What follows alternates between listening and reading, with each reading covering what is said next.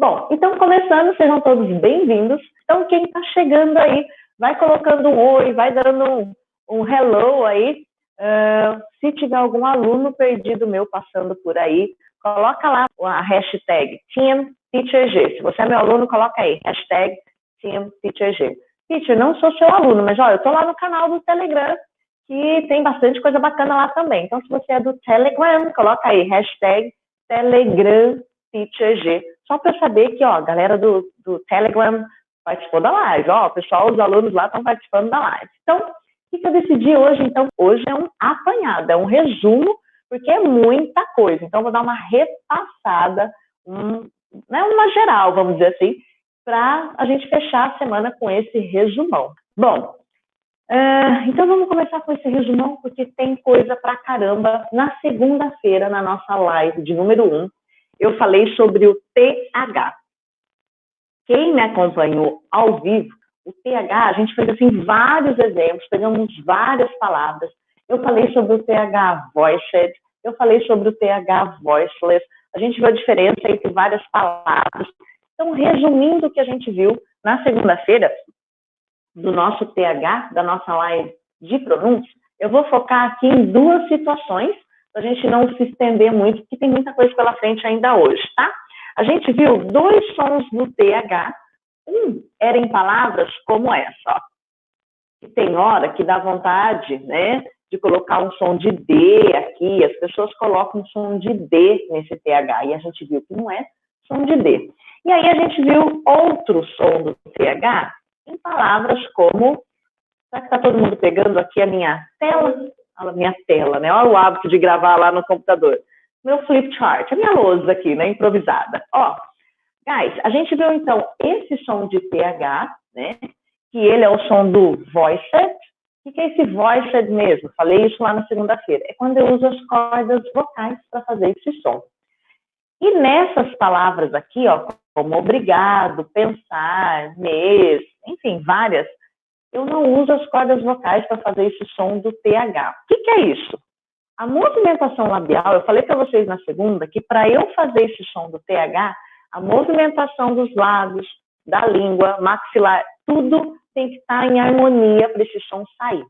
Normalmente, a gente não consegue fazer o som do TH, não é porque a gente tem dificuldade com pronúncia, não. É porque a gente não faz essa articulação de forma adequada. Lembra que eu falei? É um som novo, não existe no português, então eu preciso aprender o que eu tenho que fazer para esse som sair. A gente treinou muito isso na segunda. Só recapitulando bem rápido, o movimento é esse, ó. A língua entre os dentes, né? Se você tiver um espelho, se você tiver a câmera do seu celular para você olhar, você precisa ver a ponta da sua língua mesmo entre os dentes. Se você coloca a língua atrás dos dentes e tenta falar, ó, vai sair outro som, vai sair som de Z, dependendo vai sair som de F, S, T, tá? Então, primeira coisa, eu preciso desse movimento. Olha lá no espelho depois, quando você for praticar, ou na câmera, se você está conseguindo ver a sua língua, ó. Tá? Guys, eu tô com duas câmeras aqui, agora que eu tô me lembrando. Então, tem hora que eu tô olhando para uma câmera, tem hora que eu tava olhando para uma câmera, agora tem o celular. Então, se de repente, tá, eu estiver olhando um pouquinho assim, é porque eu tô com o celular e mais uma câmera para transmissão nas outras plataformas, tudo bem? Então, aqui, ó, sempre a movimentação vai ser essa, ó. Os dentes. Se eu tiver um espelho, eu preciso ver a ponta da minha língua. Titi, eu não tô vendo. Opa, ela tá atrás dos dentes, vai sair outro som que não é TH. Essa informação é essencial para você prosseguir com qualquer som que você for fazer aqui do TH, tudo bem? Feito isso, isso é prática, tá, guys? Você vai ter que ir praticando, fazendo, olhando, observando, prática. A gente vai ver esses dois sons. Aqui eu tenho esse som, ó. Parece um Z, só que a minha língua está entre os dentes. Eu sinto aqui vibrar e dá até uma coceirinha na ponta da língua. Vê se você sentiu essa coceirinha na ponta da língua quando você faz esse som, ó. Quase acho que nem dá para você ouvir o som. Tá? Esse som eu vou usar para palavras como that, this, tudo bem? Esse é o voiced que a gente comentou na segunda-feira. Então, esse som de aqui vibra. Parece um Z, lembra sim o som do Z, só que a língua é entre os dentes. Para eu fazer o Z mesmo, de zebra, a minha língua fica atrás, percebe? Fala aí, olha, você assistindo a live, fala aí, ó, zebra. Não aparece a minha língua. Agora, quando eu falo that, aí minha língua tá entre os dentes, tá? Então, esse foi o som que a gente viu do voiced. E o voiceless, a movimentação é praticamente a mesma base, ó. Só que agora eu sopro, é um sopro, ó. Se eu colocar a mão na frente, depois higieniza essa mão, hein?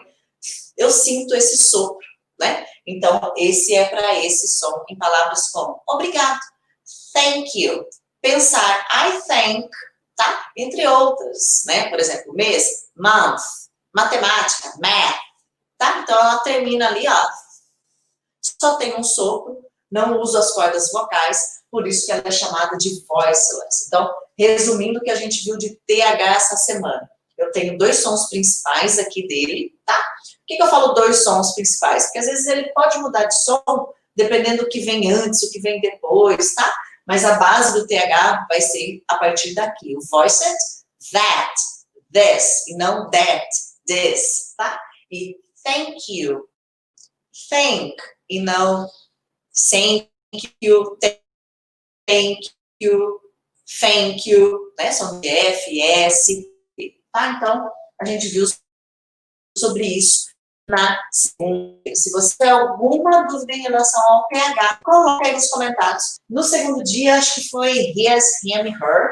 Foi isso, né? A memória ainda está funcionando. Então, a gente viu a diferença de his, him e her. Não vou lançar muito ali para poder pegar, né? Todo mundo conseguir visualizar. Resumindo o que a gente viu na terça-feira. Aliás, esse conteúdo, né, ele é traduzido basicamente como seu, tá? Seu, sua, né? Então, seu, sua. Pode ser traduzido também como dele, dela, tá? Mas a gente vai usar muito essa tradução aqui, ó, seu e sua. Como tudo isso tem praticamente a mesma tradução, a gente acaba se atrapalhando um pouquinho no inglês por conta disso. Diferente do português, no português a gente usa um para falar para todo mundo. Por exemplo, né? Eu dei o exemplo lá, né? Meu amigo é casado, tá? Sua filha tem 5 anos de idade. Esse sua filha tem, né? Eu posso falar, sua filha tem 5 anos, eu posso falar, meu amigo é casado, a filha dele tem 5 anos, ou sua filha tem 5 anos, é a mesma coisa, né? No português, a gente não tem muita variação para falar isso, né? A gente só muda se é dele, para dela, e pronto. No inglês é um pouquinho diferente. Então, ó, pegando aqui esse resumo do que a gente viu, deixa eu ver se eu viro uma folha hoje, teve um dia na semana da live que eu virei acho que 5 folhas. Muito bem, então falando ali do his, him e her, vou colocar aqui de novo pra gente, his, him e her, vou começar com esses 2 aqui, né, que eu uso para o masculino. Quando eu uso esses 2? Toda vez que eu vou falar sobre ele, então precisa ser masculino aqui, sobre ele. Que tipo de situação, por exemplo? Vamos começar lá com his. Toda vez que eu quero falar que o meu amigo, ele tem algo, eu estou me referindo a isso, como por exemplo, o exemplo que eu dei agora há pouco, né? Meu amigo é casado e a filha dele, então vou colocar aqui, ó, meu amigo é casado, não vou anotar tudo isso para não ocupar muito espaço. A filha dele, ou eu posso traduzir também, sua filha, mesma coisa, tá, gente? Independente do jeito que eu falar aqui. Então, vamos imaginar. Meu amigo é casado, a filha dele tem 5 anos. Meu amigo é casado, sua filha tem 5 anos. Toda vez que eu uso esse tipo de situação em inglês, né, eu estou falando esse dele, ou eu estou falando a sua filha, mas não é a sua de você que eu estou conversando aqui, é a filha dele, eu ainda estou me referindo à filha dele. Eu vou usar esse his, tudo bem? Então, toda vez que eu falo nessa condição, a filha dele, a sua filha, só que esse sua quer dizer o dele, né? É o mesmo sentido aqui, eu vou usar o his. His daughter is 5 years old. His, a filha dele. Tudo bem? Por que a gente confunde no inglês, teacher? Porque no inglês A gente tem uma palavrinha, eu falei isso para vocês na terça-feira, que é o your. O your também é esse seu, sua, né? Só que é esse seu quando eu falo para você. E aí, quando a gente fala aqui, ó, em outras circunstâncias, a gente quer colocar your. Your daughter is 5 years old. Se eu falo your aqui, eu estou falando a sua filha. Estou falando com você, your daughter is 5 years old. Estou falando que é a sua filha, não a filha dele. Então, esse your, às vezes, nos atrapalha um pouquinho no inglês, porque nessa condição eu vou usar o his, a filha dele, sua filha, a casa dele, ou sua casa, o carro dele, ou o seu carro. Ah, meu amigo comprou um carro novo, seu carro é lindo. Esse seu não é o your, porque daí eu vou estar falando que o seu carro, quem está conversando aqui, ó, direto comigo, é lindo. His car, é o carro dele, tá? Então, eu posso traduzir como seu, é o que mais a gente vai usar. Só que eu estou me referindo ao carro dele, tudo bem? Então, esse his, eu vou me referir ao seu, sua, nesse sentido de dele, no sentido de posse, tudo bem? Enquanto que o him, que também às vezes confunde um pouco, ai, teacher, é him, é his, e aí? Também pode ser para ele, a ele, com ele, tá? Quando eu vou usar esse him? Quando eu falo uma frase, por exemplo, no sentido de eu falei com ele, eu entreguei para ele, né? Eu disse para ele, eu vi ele, ou eu ouvi. O correto seria eu ouvi, né? Mas a gente não usa isso não, né? A gente fala o quê? Eu vi ele, dei esse exemplo na terça-feira. Então, toda vez que eu falo esse tipo de situação, né? Eu vi, eu vou colocar eu vi ele, tá? Só para ficar melhor aqui para a gente visualizar o ele. Ou eu ouvi. Esse o é o ele, né? Olha o português, gente, como que é complicado. E um o quer dizer ele.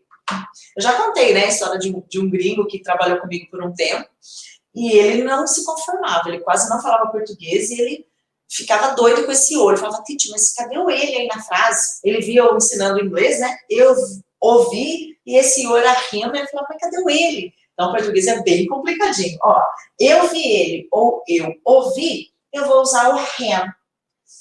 Ai, teacher, e aquele he que a gente usa aqui também é ele? Esse he é só quando eu uso, por exemplo, quando eu falo ele faz, ele estuda. Esse he eu uso quando ele está fazendo aquela ação. Ele estuda inglês, ele trabalha aqui, ele fala inglês. Aí eu uso esse he, tá? Eu preciso que esse he faça alguma coisa.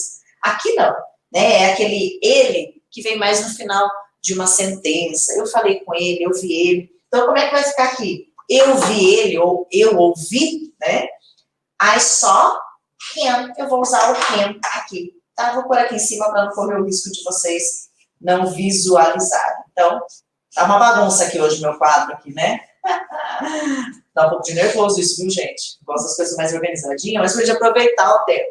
Eu vi ele, ou eu ouvi, I saw him, tá? Então, esse him é esse ele aqui, ó. Falar para ele, entregar para ele. Eu gosto dele. Então, às vezes, esse him vem traduzido como dele, tá? Por isso que às vezes confunde um pouco.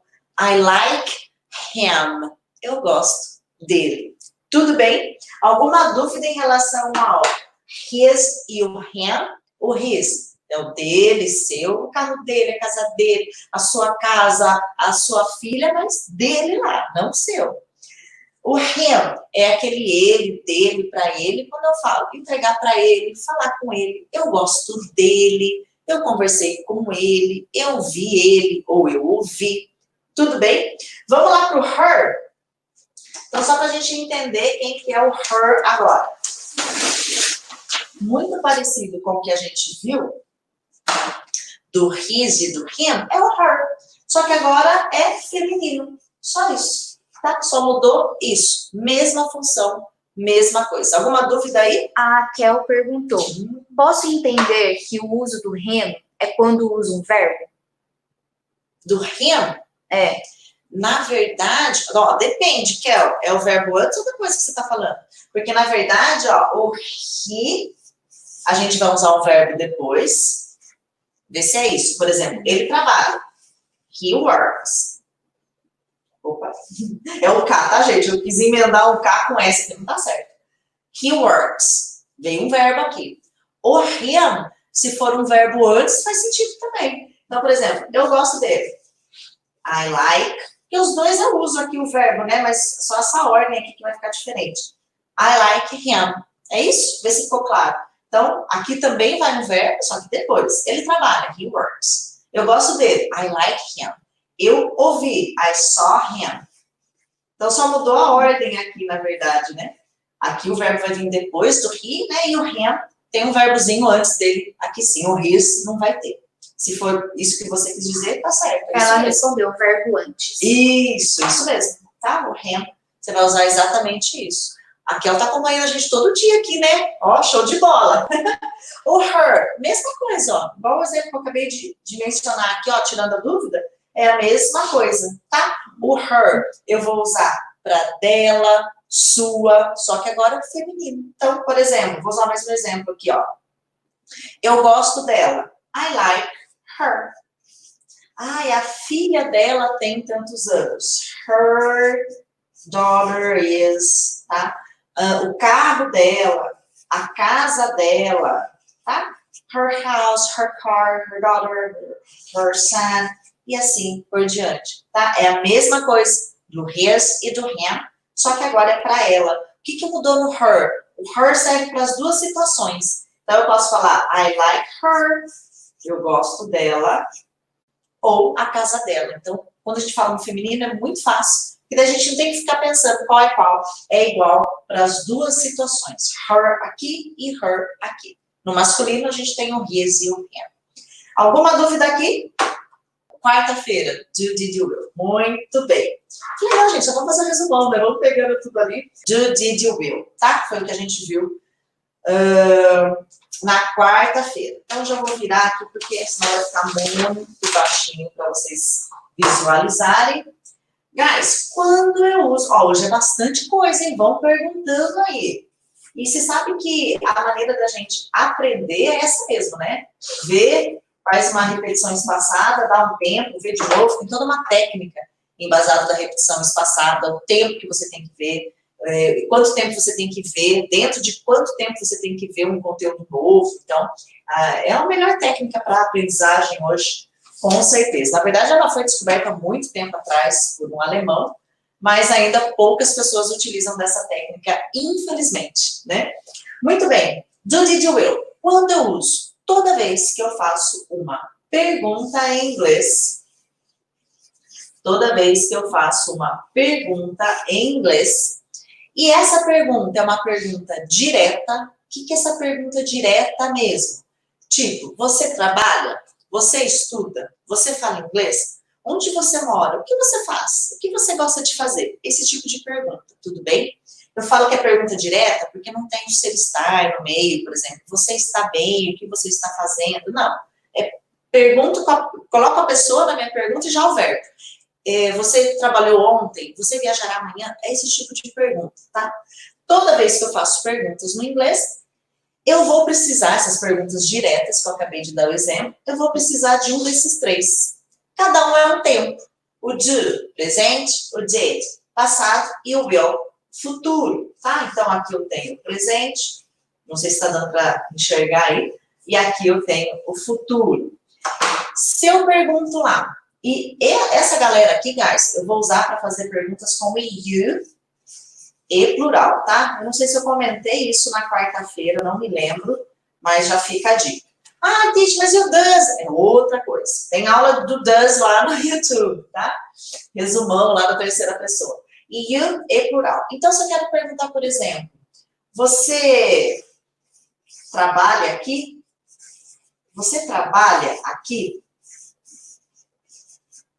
Vamos por o aqui. Vamos por o aqui, né? De medo de não ver ali. Você trabalha aqui? Tem uma pessoa, ó, e já o verbo, né? É uma pergunta direta. Que tempo tá essa pergunta, guys? Presente, passado, futuro. Você trabalha aqui. Tá no presente. Então, quem que eu vou usar? O do. Como que eu faço a sua pergunta? Eu vou lá, ó. O do com you. Trabalhar é o work. E o aqui é here. Aí eu dei uma dicasinha de pronúncia aqui, lembra? aproveitando que as pessoas têm o hábito de querer falar palavra por palavra.